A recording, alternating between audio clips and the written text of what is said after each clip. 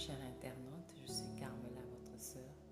Une fois de plus, je suis heureuse de passer ce bout de moment avec vous. Ces moments qui sont importants parce que, en tant qu'enfant de Dieu, on a besoin d'être enseigné constamment. Ça ne doit pas être quelque chose d'aujourd'hui seulement, mais continuellement toute ta vie. Tu as besoin de la parole de Dieu.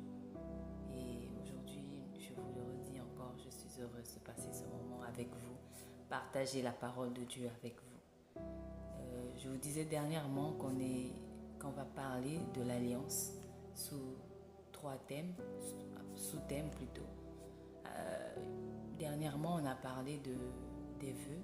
On a expliqué que c'était important lorsque tu fais un vœu à Dieu d'accomplir ton vœu, sinon ça fragiliserait ton alliance avec lui. Et aujourd'hui, on voudrait parler de l'appel. L'appel, c'est quoi? L'appel, c'est une invitation de Dieu à te mettre à son service dans une forme de vie. L'appel, c'est toutes les œuvres que Dieu a préparées pour toi d'avance, avant même que tu viennes dans ce monde. Toutes les œuvres qu'il a préparées pour que tu puisses les pratiquer. C'est ça ton appel. Les gens, quand ils écoutent le mot appel, ils ont toujours tendance à voir pasteur, évangéliste, apôtre, que sais-je encore.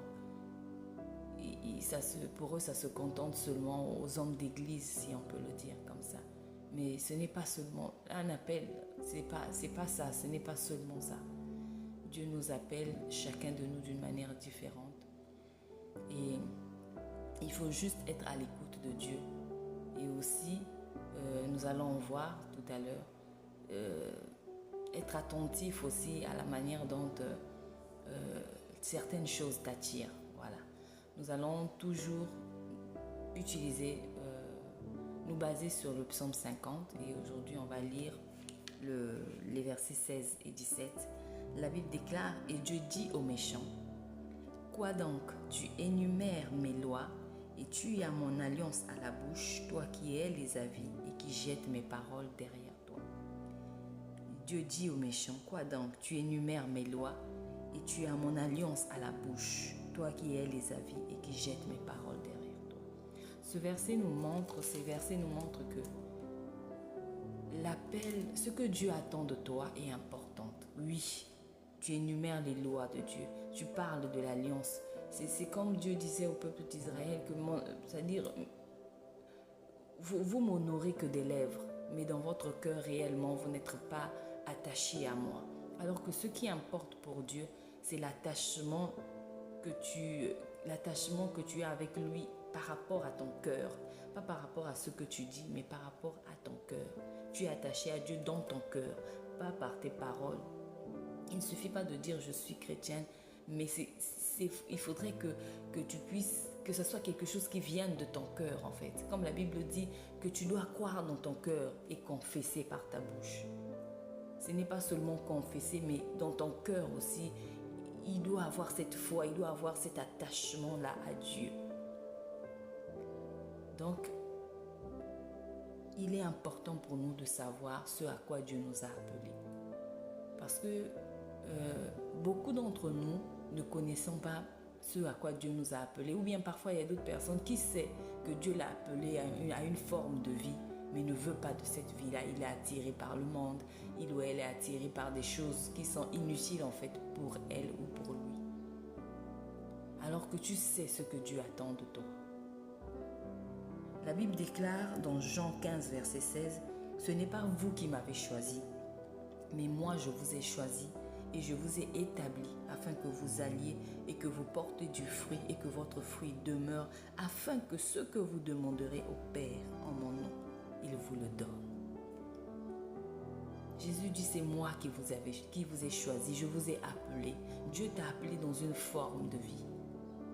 Parfois tu connais ce que Dieu attend de toi, mais tes yeux sont rivés vers autre chose, tu regardes autre chose, tu fais tu veux choisir en fait ce que tu dois faire. C'est-à-dire tu dis à Dieu, non, moi je ne peux pas devenir pasteur, tu m'attends en tant que pasteur, mais moi je ne peux pas devenir pasteur, je préfère te servir au protocole. Mais ce n'est pas là où Dieu t'attend.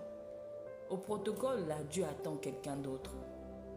Ou bien Dieu t'attend au protocole, tu dis, ah non Seigneur, moi Me lever là pendant 2 heures, 3 heures, le culte, parfois toute la journée, s'il y a plusieurs cultes, je ne peux pas me lever longtemps comme ça là, Seigneur, j'aurai mal aux pieds. Je préfère te servir dans les finances. Mais Dieu dit, c'est lui qui t'a choisi, c'est lui qui t'a appelé. Fais ce qu'il te demande, afin que ce que toi tu demanderas aussi, il va te le donner. Parce que lorsque tu passes à côté de ce à quoi Dieu t'a appelé, lorsque tu ne fais pas ce que Dieu attend de toi, ça fragilise son alliance avec lui. Je vais lire pour vous.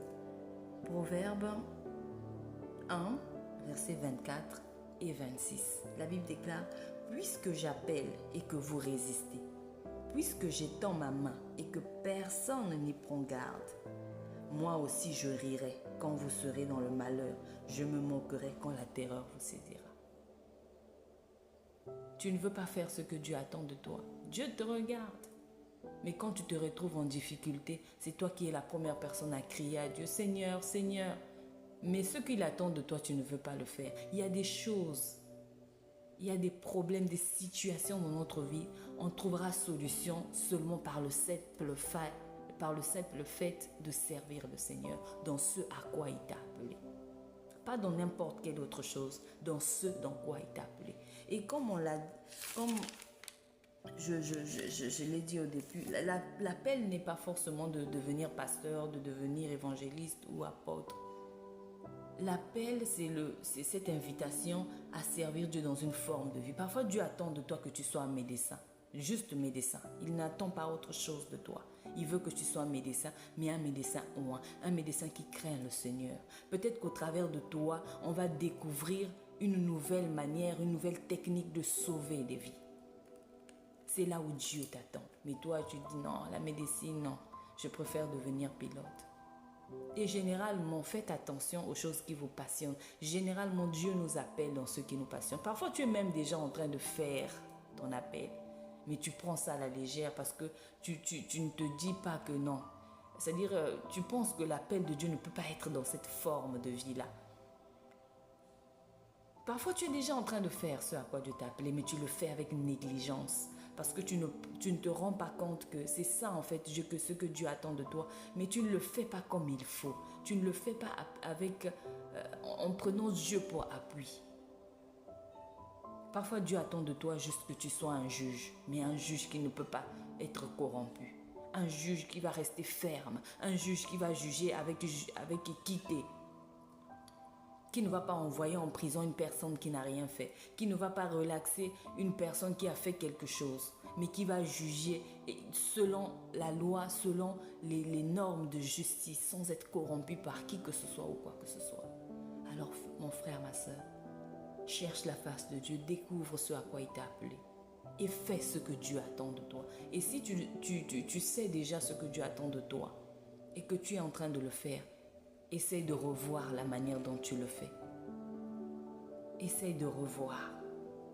Ne prends pas l'œuvre de Dieu à la légère. Parce qu'il y a des vies qui dépendent de toi en fait. Parce que lorsque Dieu t'appelle, il rattache à ton appel, à ta mission, certaines personnes qui auront besoin de la grâce, de l'intelligence, de ce que Dieu a mis en toi. Et grâce à toi, ces personnes vont obtenir des solutions par rapport aux situations auxquelles ils sont confrontés. Donc, prends au sérieux ce à quoi Dieu t'a appelé. Si Dieu t'a appelé à être un médecin, sois un médecin loin. Si Dieu t'a appelé à être juge, ne sois pas corrompu.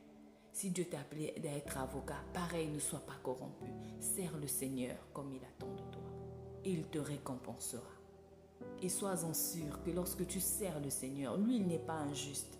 Il y a des choses qu'il te donnera sans même que tu demandes. Il y a des situations qu'il réglera pour toi sans même que tu pries. Reste au pied du Seigneur. Sers le Seigneur. Choisis la bonne part.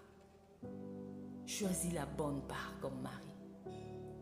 Sers le Seigneur dans ce dans quoi il t'attend. Et le fait même de servir le Seigneur dans ton appel, tu verras même qu'il y aura une certaine paix. Même si les combats, les vents, les tempêtes se lèvent, tu auras une certaine paix dans ton cœur, une assurance. Que l'Éternel vous bénisse et qu'il vous donne de le servir comme il le désire. Soyez bénis. Amen.